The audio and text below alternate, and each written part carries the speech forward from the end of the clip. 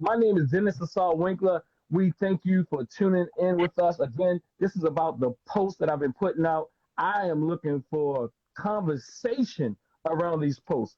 Tonight, I actually put out a little flyer, and I'm saying little. We like to say little and this thing. I put out a huge flyer. It was the best flyer.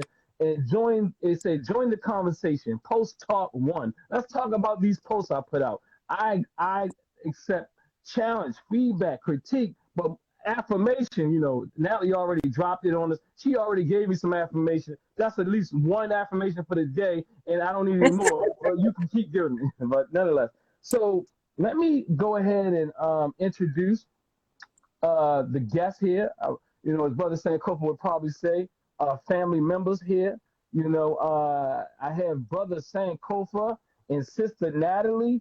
Interestingly, Natalie, I'm going to start with Natalie first. Natalie, they say ladies first. I must say, Natalie, the picture on the flyer in here, in the picture I'm saying before me, that these are. I wanted something provocative. Yeah. I wanted. I'm looking now. Camille, don't get mad, but both pictures are provocative. The picture I see before me and the picture I see right here. But Natalie is someone I went to school with. Camille's, my wife's, my father said, sometimes he's like, why do people say beautiful wife?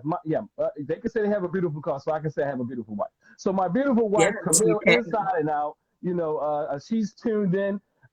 They were high school friends, and that's what my introduction. But Natalie, now 20,000 years later, I'm sorry, maybe 20 something years later. Tell the people. That's how ancient we are. Yes. Yes. Ancient Cometians.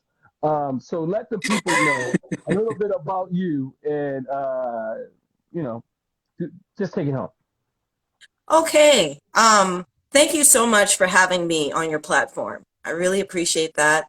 I am Brother Sankofa. I am just excited to also be on the same platform as you.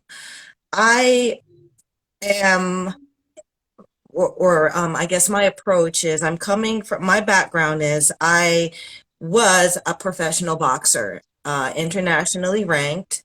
I was on the women's U.S. Olympic team. I've lived in different parts of the world due to that, and have had several great experiences as a Black woman all over the world. And so I love like I said, Dennis's posts are so provocative.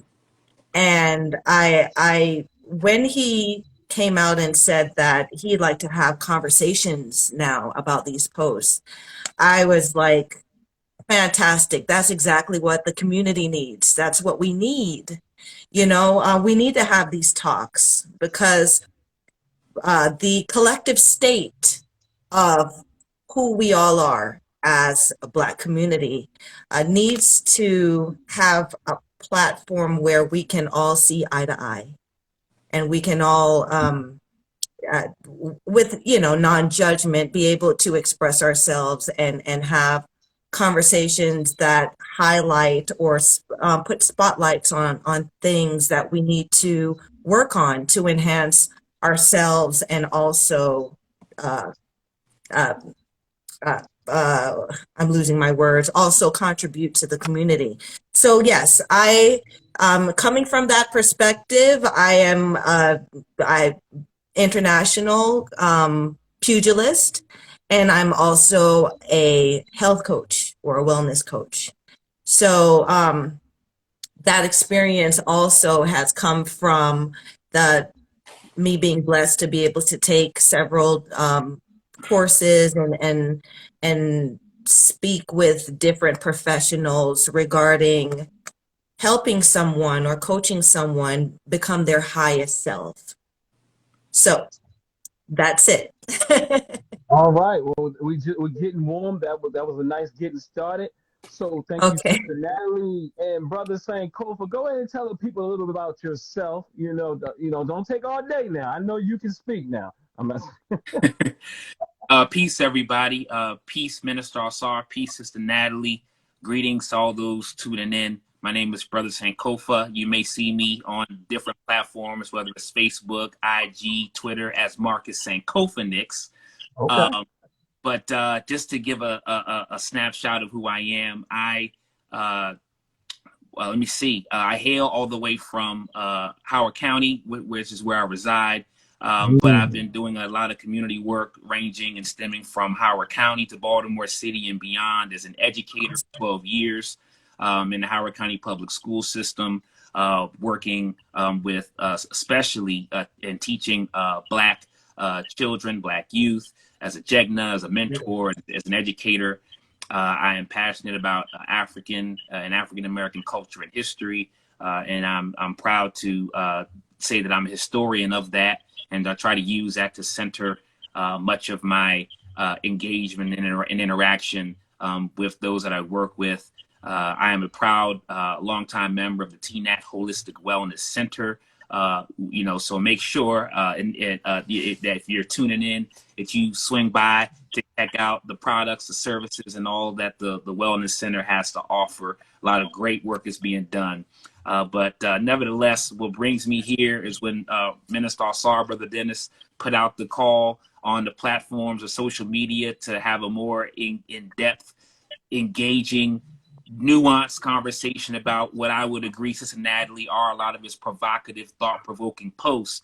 I said, hey, I'm right here. Let's talk about it. But, the thing about Minister Alsar and I, we already have a lot of thought-provoking conversation that many don't bear witness to anyway. It just might be he and I on the phone for a couple of hours or, from time to time. So I'm glad that we can take our conversations to the broader community to talk about a lot of things that are ailing us, the things that are working, the things that are not, and be able to just chop it up in dialogue and discuss this thing we call authenticity or anything else that comes up. I know when Minister Alsar had asked me in particular what were some of the posts that really caught my eye, I said to him, many of them did. But one of the things that I thought was very relevant and timely and that stood out was the one about taking off the mask, authenticity. And I think taking off the mask is relevant because where we are today, a lot of us are wearing masks. So I think symbolically, but also in real time,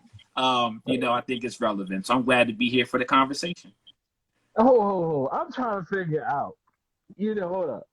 Hey, audience, I know those hearts or whatever you call them, likes. This guy just opened his mouth and all these little heart things start flying up. I feel the love. Me and Maddie were talking. We were doing all types of tricks and things. It was dry over here, yeah. I'm trying to figure out, can y'all give us some hearts too? Come on, Natalie, ask for some hearts. Look. I'm trying to get my correct camera view. The nice couch behind you, all that. No hearts, no likes, none of that. Go ahead and like us, give us some likes, and give us some love. But so thank you, Brother Sankofa. Yes. Thank you, Natalie. Oh, someone's okay. Thank you. Thank you. So, post talk 1. Let's get started now. Oh, maybe I should say a little bit about myself. My name is Dennis Winkler. This is episode 1. I always tell Brother Sankofa I don't know how to talk about myself. And he says, why? I think about it. I can give you many reasons. But one of the reasons is I do so much things. I've done so many things. And, but one thing I can say that I do the best is help people. I help people. I feel like I've accomplished a lot. What I mean is I've grown, I've developed, I've been through many things. I've started many businesses. I'm a psychotherapist. I'm a coach. I'm a minister. So that's what I'm going to say. And I'm going to go ahead and start off with the post. I'm going to read the post in particular that we'll be discussing today. And that post was entitled, Take Off Your Mask. Give yourself permission not to be so-called perfect. Instead, strive to be authentic. Authenticity not only heals and liberates, but it empowers. Others do this. Okay, let me say it again. I messed up. Authenticity not only heals and liberates you, but it empowers others to do the same. Authenticity is a revolutionary act in our society. Now, how y'all want to do this? I created the post. I wrote the post. I want to hear from you two. What do you get from that? Any thoughts, feelings, feedback, affirmation, conflict, whatever. Let's drop it. Sister Natalie, I see that big smile, so I'm gonna and family, you also tune in and drop some things in the chat or what have you. Yes, please. I love to hear the audience's perspective. Authenticity. I think that is something that we struggle with. We struggle with that, the identity of being who we are as Black people in the USA, because we've had to change. We were so many different things until we got here, right? So we were Negroes, then we were Blacks, then we were African Americans, and then now we're here. And in that process, I think the mentality of that has trickled down into behaviors, into expectations, into necessary masks that we do have to wear in society, because we have had to fight for our identity for so many different phases of finding who we are. I was speaking to a friend of mine the other day, and she just jokingly says, I got a code switch. I'm not sure if everyone is familiar with that phrase or term, code switching, meaning that, you wear this mask, or you're this person at work, you're this person out, in society, you're this person with your friends, and, you're this person around your family. And, it just set off like alarms with me, because I knew I was gonna talk about this topic, and she said it so naturally, but and I asked her, I said, do you feel like you're your authentic self when you code switch? And she paused and she says, you know what? I am my authentic self. I am authentic with every mask that I wear. She said, I just don't reveal certain parts of me.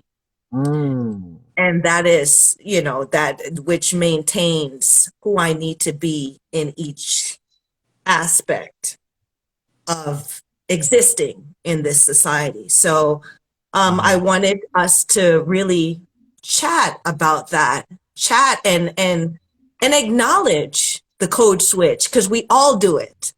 We all do it. I have another side to me, I have a side, a professional side, and it's just so natural. And in my interactions internationally, I never saw that. I only saw that with my colleagues who were, say, when I was on the US team, or say I was at a camp in another country with other Blacks. We code switched, but the other people, they were just them, that open book. Who are the other people? Other people, like the other athletes that I've worked with, the other business people that negotiates these deals and things like that. They'll come out one way, and then they'll say, you're gonna have to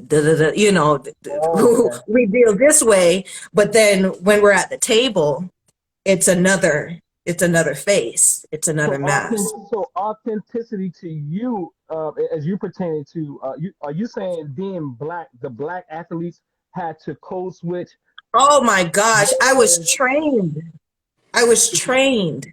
to code switch. You were trained to code switch. I was filtered through a system to not be, right? To not speak. I mean, I always, my background, my family's Jamaican. I always had this little accent, and I always spoke proper. But there's a filter that you go through, or that they took us through, especially the Black athletes, that they said, this is how they put it: we need you to be marketable. Okay. Okay. And that marketability is, you don't be too strong. You don't talk too black. You keep that your hair must be a certain way. The words you speak may come off intimidating if you say it in that black way. You know, when I think about that, I kind of go back to now that is interesting, because when I think about what your friend said, she's her authentic self, no matter where she goes, even though she's code switching. Now, I think that conversation, because honestly, Natalie, I was in school one day working. I mean, I'm working in my PhD and all this stuff, and someone said, "You code switch," and I'm like, "Nah, I don't code switch." And I'm like, "No, I don't code switch," because literally, I realized that, see, to me, code switching meant to act other. But then I had to go a little deeper in that, because I really don't. I am this guy when I go in Loyola, where I went to school, and all these type of places. However, I realized now I code switch because, and I don't think it's always a negative thing, because what I mean is when I'm in the elevator with a woman, I behave a certain way. You know, when I get in the elevator with a man, I behave a certain way. Or I'll speak to an older lady different than I speak to a younger lady. Now, as far as being black, I'm black. Now, I do think about people and what they can take and what they can stomach. I am, let's say, conscious of who I am with. Also, being a therapist, I'm very careful about how I interact with people. Now, I'm a little risky, because you can probably hear it now. I do try to provoke things. I do say things that other people are afraid to say, that type of guy, but nonetheless, I code switch too. There's nothing wrong with it. I don't see anything wrong with it. But, it's that when say you're in an environment. I lived in Canada for over 10 years, and you're in an environment predominantly other, and something happens, and there's another black person there, and we just give each other that look, like, like we kind of we know, right? We know that we can't react to certain things the way we know, the way we know we would, because, it's just something where we have to be reserved. We have to be reserved because of that, because we have to wear that face. I remember, also, I don't want to hog the conversation, but I remember, like, we can't get angry. There was one time I raised my voice, and I was being assertive. And the person I was speaking to said, you're yelling, you're screaming, and you're being intimidating. And I said, I'm intimidating? I'm being assertive in what I'm saying. That should not intimidate you. But because I'm sorry to say, because I'm not Karen, because I'm not Rebecca, it came off intimidating to that person. And this is something that really bothered me Mm. because, I mean, I'm a female, Mm-hmm. you know, and I imagine because I have a son. Mm-hmm. Now, how small does he have to make himself Mm. to function in this society? How small does he have to shrink so he doesn't scare someone? You know what Mm. I'm saying? It is something that is hell, right? Because there's a point where you cannot. It's scary to be your Mm. authentic self. Like I fear for my son when he goes to different places because there is a magnificence to us wherever Mm. we go. We are magnificent. I've been to different countries, and I would say the way we are treated, the most valuable thing a Black person should own is a passport. Because when you travel the world and you see how people see us, then you will have a different outlook and understanding of how we should be, how we should exist, how we should interact, how we should carry ourselves. Mm. Right? So in traveling the world and being treated with value, and then coming here and I have to, make myself small so I don't scare people. It is a disheartening thing. I'm not Mm. sure we can achieve authenticity, because you know there's the outside, status quo, and then within our community, you Mm. know, that status quo within our Black community, where um, I will have to say, I have to just own it as a woman, and a woman that has lived in different countries. I must say that an African American woman is the most aggressive woman in our community. And I know it's not a bad thing, but she has been created that way because of the effects and what has happened, and in our society and in our community. So her authenticity has been tainted so much that she cannot even be who she really is, which is Mm. a vulnerable, delicate person, a woman that exudes feminine energy. She cannot do that. There's a lot of masculine and masculine energy projected by the women here, I would say. So that's my piece on it. Mm-hmm.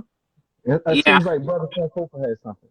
yeah. I thank you for sharing, Sister Natalie, and I for me, and those who there's probably a number of those tuning in who may not know me as well, and there's those tuning in who do know me well.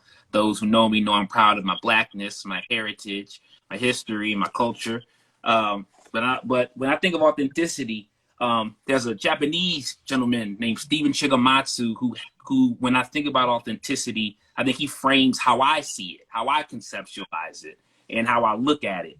And in the book From Mindfulness to Heartfulness, Transforming Self and Society with Compassion, he says authenticity is aligning your words with your actions and practicing what you believe and preach without concern for what other people think of you. When we are authentic, we are being real and not masking who we really are. We're being truly comfortable in our own skin. Um, so that is how I view authenticity. I think that, as I said to you minutes, I saw it stood out to me because I think it's very relevant with where we find ourselves now currently. You look at COVID, this pandemic, you see how people's mental health is suffering. You see the suicide rates soaring through the roof. This is not race. I'm not speaking solely about race. I'm speaking about all human beings, many human beings, in terms of being impacted by it. Loss of touch, loss of connection, loss of predictability, loss of certainty, people transitioning and moving on, and not being able to withstand the pressures, the weight of having to be on top of your game, having to be on point, having to continue to still push through and persevere. Time is money. I gotta grind. I gotta keep moving and shaping. Mm-hmm. I think we've seen that, you know, to Natalie, to your point, we've seen like Naomi Osaka, the tennis player, and Simone Biles, the Olympian, you know, and many other cases where people have said, okay, trying to be superhero, Superman, Superwoman, trying to live up to this unrealistic expectation, I gotta chill. I gotta step back. I gotta retreat, and I gotta really tap into myself, and I gotta heal. So, you know, when I think about authenticity, I think about the ancient African phrase, which is simple but I think profound: know thyself. Know thyself. And so I can relate, you know, being in the educational system, for example. I remember 12 years ago when I first got my first job. That was my first job. I graduated from Bowie State, and I went right into the school system as an educator. I had my shirt, my tie on, my church shoes. You know, I didn't have the beard that you see here. I tried to be clean, whatever you refer to clean as. I wanted to be clean cut. But then as I continued to evolve and go through being in that space, as I grew, as I continued to learn about who I was, as I embraced more and more of myself, I started to, you know, switch up a little bit. You know, now you see me, I got my African piece here and my dashiki. I started to embrace my name. In fact, I picked up a name in rites of passage. But as I evolved and grew into my own, the less I was worried about what other people would think, what their opinions would be. And so there's a book, My Grandmother's Hands. How many books you gonna pull out, brother? Are you being authentic? Did you read those books? I'm not supposed to go. Tina Holistic Wellness Center plug. But no, these are you can get these books. But what you're speaking to, Sister Natalie, de-blackening. You know, in terms of, okay, how authentic can we be, being in spaces where can Black people, I'll say Black for the sake of what I'm saying right now, can we really be our true self because of the microaggressions, because of the narratives that are centuries upon centuries long. You're not smart enough, you're not good enough, you must have been given that degree, you raised your voice and elevated, angry Black woman, angry Black man. These are the things that continue to impede our mind and our thought process. And so a lot of times we can't even be present and really give our best to what we're trying to do in terms of being authentic, because there's all of this stuff that's at work. There's all of these things that are playing out at work to really have us overthink, you know, how we have to show up, and we have to second guess ourselves. Can I ask you this as an educator? You work with the youth now, and do you see where now they have more, I guess, are they in touch?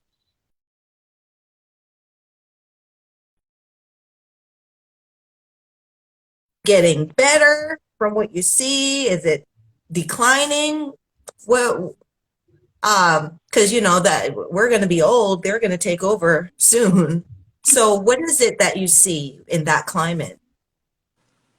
Well, what I've seen, based on my own experience, and then just looking across the country at different school systems, different school jurisdictions, the strain is so heavy and the lift is so arduous in terms of the pressures that are being put on many educators to come back from a virtual scenario to in person, the grading, the lessons, the threat of COVID and you know, the risk that comes with that, and wanting to stay well and healthy, the overstimulation.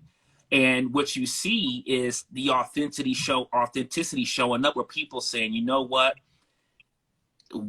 I'm doing is not working for me. It's not serving me. To be Superman, Superwoman, to try to continue to sweep this stuff under the rug, and put myself in a situation where it's hard to really be the best version of myself.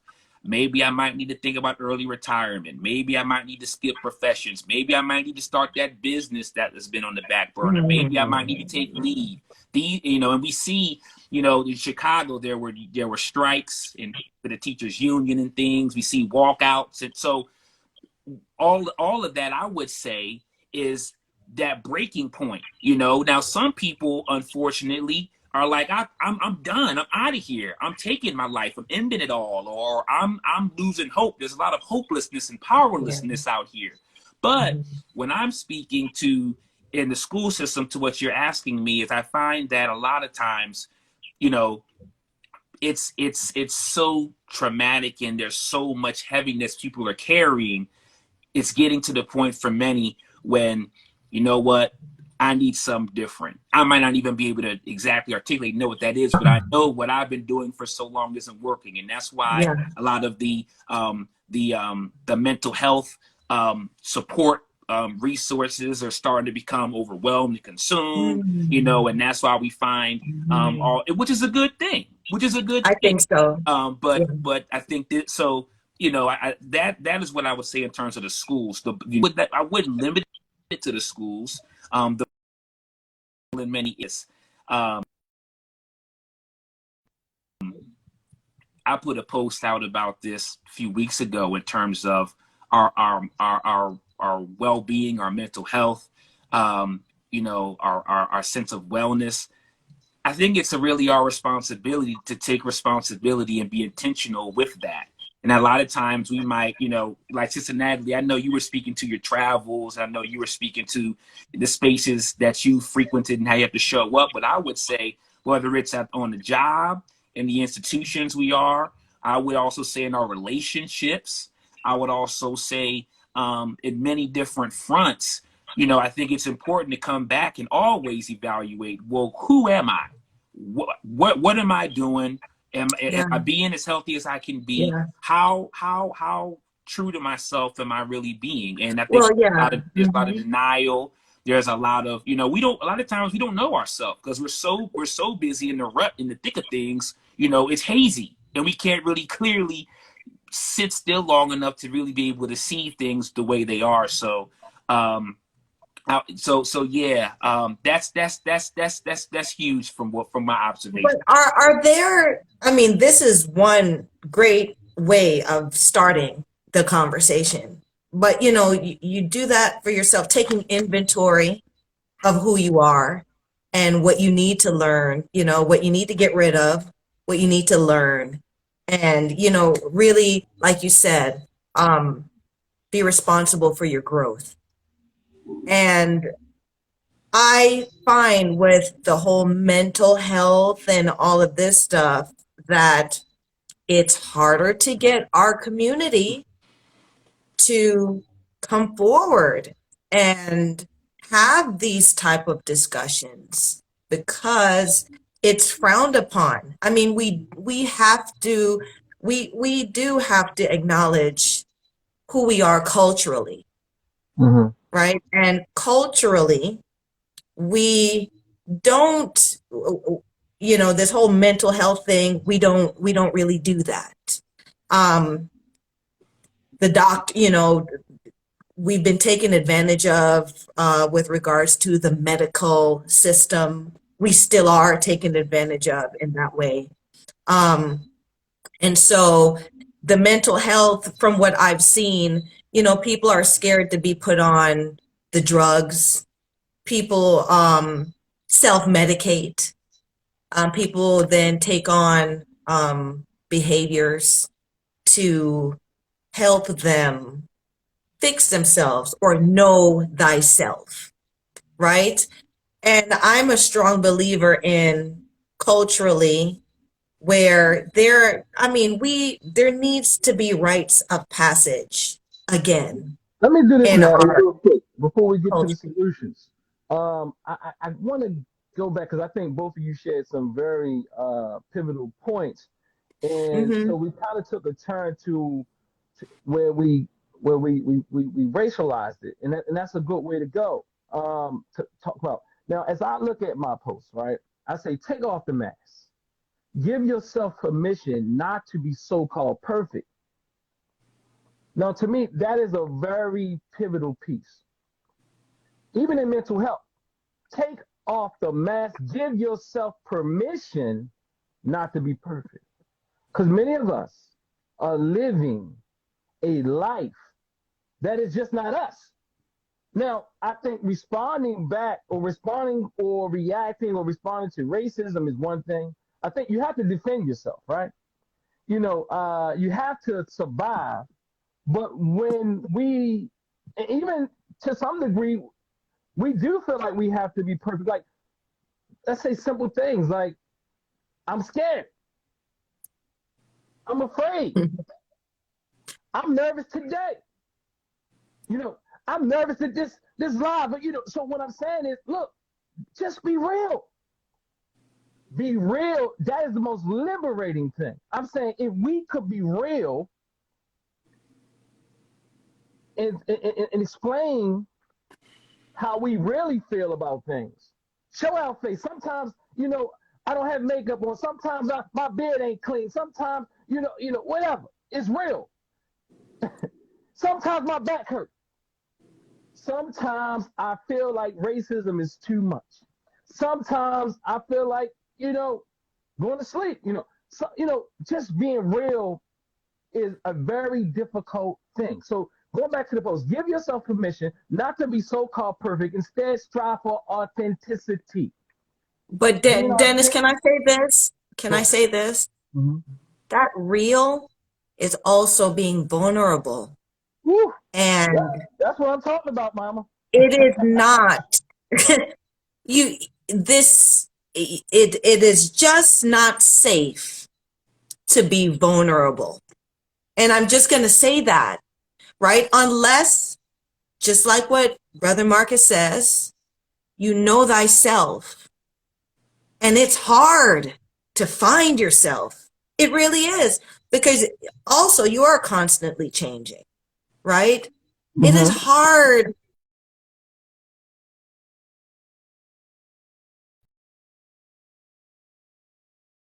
to have those relationships or find those relationships where Say it you again. can do that. I was I'm just, sorry? I didn't know if you're My, trying to get in there minutes. I saw. Go ahead. I'll go my, after you. my phone went off, but, you know, um, Okay. but let me say this. I'm going to challenge you again, Natalie. If we Bring aren't it on. vulnerable, if we are not vulnerable, we will have mental disorder. If we're not vulnerable, we will have poor relationships. If we're not vulnerable, we will feel imprisoned for the rest of our lives. We have to be vulnerable because the lack of being vulnerable is the worst as a clinician who works with couples. The I thing that agree. holds them back from each other is being vulnerable with each other. When you're afraid to be I vulnerable, you agree. feel like you're in a I war. agree. You feel like you're in a war, so I gotta win. So listen, Dennis, I agree, right? But I'm gonna knock it back over on to your side, Mhm. okay? A lot of us get into these relationships Mhm. wearing the mask, and you Absolutely. have to keep wearing the mask in Mhm. order to have the relationship. And a lot of the times we don't want to sacrifice the relationship by taking off the mask. And then that's why we have these failed relationships, right? Absolutely. Because you wasn't Because vulnerable. we are addicted. Yeah. In the first place, so Mhm. the person fell in love with the mask, right? And so that vulnerability, like how do we get there? How do we get to that place where and you can't do it with everyone. Let's just be real. You can't do that with everyone. How do you know when the situation is worth now The less authenticity? vulnerable, the more see, vulnerability actually protects. It's more like it's paradoxical. I most of the time in all of our relationships, because we fear being vulnerable, that's why we get stepped over. Let me give an example. When you feel like telling somebody, you know what, no, that's because you want to be perfect. You know, you don't want to ruffle any feathers. That's because you don't want anybody upset with you. That's because I'd rather deal with what Brother Sankofa in the book he talked about, My Grandmother Hands. They call it, you rather deal with dirty pain versus clean pain. You rather deal with the pain of being everybody's friend, and then really people start calling you phony, and you can't ever live up to their perfected, that image that they want you to live up to. And so you come across as shallow, you come across as a person that doesn't connect, you come across as a person, so being vulnerable is actually paradoxically safer than the other thing. It is, but how do we convince the masses now of that? Well, I would say this, if I could. I know y'all go back and forth, but I'm gonna go ahead and get in there. I think even to convince Sister Natalie is really a lofty job. I think in the business of convincing, and I think it's a lot. It's a lot to ask for, because I think that in and of itself is unrealistic, because we can never convince everybody to see things how we see, to embrace ourselves how we want to be embraced. I think but I understand her question though, Brother Sankofa. Yeah, but I'm just saying, and it's in my post.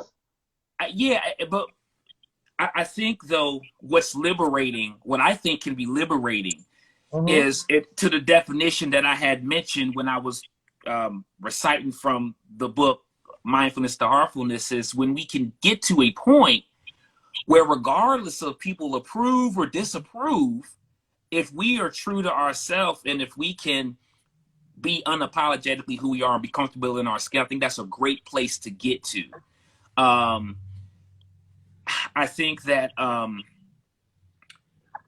I think also what helps is we reflect and examine this, to go back, to peel back the layers and find, how do we get to this point? This mask wearing, not wanting to be vulnerable, not wanting to take a risk. I don't trust you. I don't want to take any chances. I'm a little bit on guard. I'm a little hesitant. These habits just don't come from nowhere. These are passed down. These things develop in a number of ways. Things that are passed down or somewhere along the line. I'm trying to survive. In a society that doesn't accept humans. I'm trying to survive in a society that I can't be a woman. I'm trying to survive in a society where a black man is expected to always be on. I'm trying to survive and be something I'm not, which is going to kill me, which is giving me coronary heart diseases. I'm trying to do all these things where I'm saying, it's killing me. It's killing me, and I'm going to go ahead and say it is in my post, because we're going to have to close it out, y'all. It is in my post, because the next part of the post says, authenticity not only heals and liberates you, but empowers others to do the same. So to answer your question, I'm a very vulnerable person. I tell people all the time, look, it's vulnerable to get on Facebook Live. It's vulnerable because some of us are so worried about nobody liking us or getting a like down, or me even saying, look, bro, being vulnerable is like, I'm living, let's live it, and allow someone else to do it. I don't, even if being black, if black is being what you said they called it, and angry and all that type of thing, I think that, we can dissect that a little bit more. But the reality is, if black is all that, if I do it, it gives you permission to do it as well, and it can't stop everybody. So the more that I am able to be vulnerable, the more it gives one license to do the same. The people have been vulnerable. It should. That should be the case, Dennis. And all these people being vulnerable has allowed us to be more vulnerable. So our ancestor, such as Harriet Tubman, she was very vulnerable. She was, but remember what she said. She said something to the effect of, she would have freed more people. They only knew that they were enslaved? Yes. That's that's what and I'm we're talking about. still Not being here. vulnerable is not knowing you're being a slave. Not, Exactly. wearing the Exactly. mask is in essence the mental shackle. Go ahead, brother Sankofa. No, I agree. I mean, when a lot of times because we're used to wearing the mask, you know, it like the more you are open and the more you can are accepting of yourself, then you give other people permission to then let their hair down to Let me do this. relax. Let me do this. We got a few minutes, y'all. We got about Okay. 5 minutes left. So Oh I'm gonna wow, ask you time to flies. wrap it up. And brother, everybody, get 60 seconds. Brother said, Kofi, you wrap it up in 60 seconds. Natalie, you take us home in 60 seconds, and I go ahead and I polish it off. I would just say, just really, continue to work on yourself, continue to put yourself in a position to grow, reflect. It's not going to necessarily be comfortable or easy because, as we've been talking, we're talking about habits and patterns that we have had for a long time. And there's a number of different things you can do. There's mindfulness, there's getting to your passions and flowing through that and seeing what brings you alive, examining your expectations or your outlook, and realizing you can't please everybody, you can't liberate everybody. It doesn't mean that you're a failure. We are too hard on ourselves a lot of times. We need to have what they call self-compassion. Therapy doesn't have to mean just solely talking to one person, but there's a flexible way to get therapy in a number of different ways and healing modalities. So I would say, take responsibility for where we are at, be honest with ourselves, and look from within. And when we could do that work from within, it is liberating. And then we can see an impact on those we hold space for, those we connect with, and those who we engage with. So authenticity, I think, is definitely healing. And it's something I can even attest to, even in my personal life. Thank you, sir. Sister Natalie. Okay, just want to leave with some points in the whole thing. Brother Marcus said something quite profound, and it is something that has stood the test of time. Know thyself. Knowing thyself means to understand who you are, knowing that your feelings are valid. So if you are angry or if something hurts you, it is your duty or it is necessary for you to go back and take inventory of why these things have irritated your feelings or why you feel certain ways about certain things. And if it's valid, you keep it. If it's not, get rid of it. Growth. Okay, so growth is uncomfortable. Right? If you're comfortable, my coach used to say, if you comfortable, you ain't doing shit. You're not growing, right? A fight is a fight when the shit is uncomfortable. Okay? And so be comfortable in that discomfort because you're growing. You're going to learn one way or another. Another one I wanted to end with is authenticity is perfection. I believe in a higher power.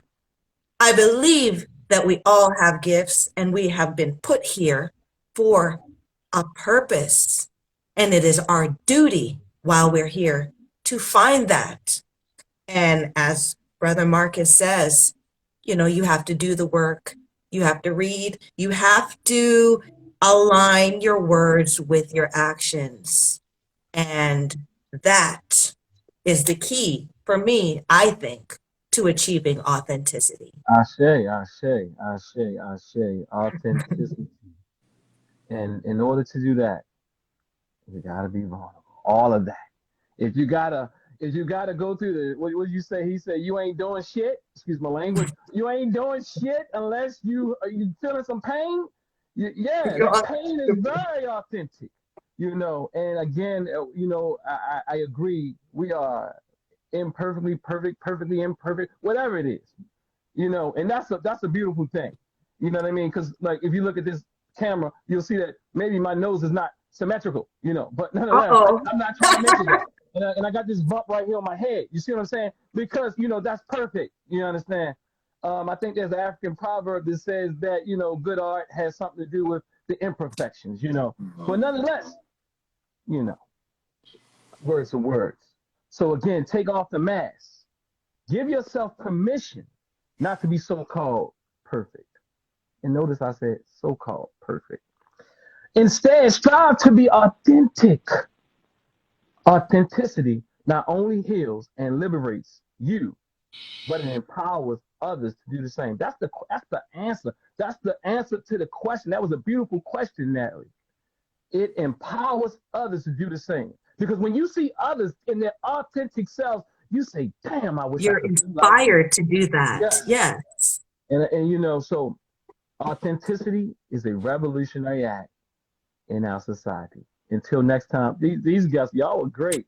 Y'all are great. Thanks for having us. I had so much fun. Yep, Go great ahead conversation. Hated that it had cut short. Actually, I hate that we had to end so soon. Having too much fun. Hey, now my minute coming, Sankofa. Look, see, that's being authentic. You about to make me go. Oh, no, so look, don't take my minute. Follow, share, like. Dennis Winkler back at you again. Look, family, y'all welcome back. We look for some more posts and let's have the conversation. Peace and power. Right. Take care.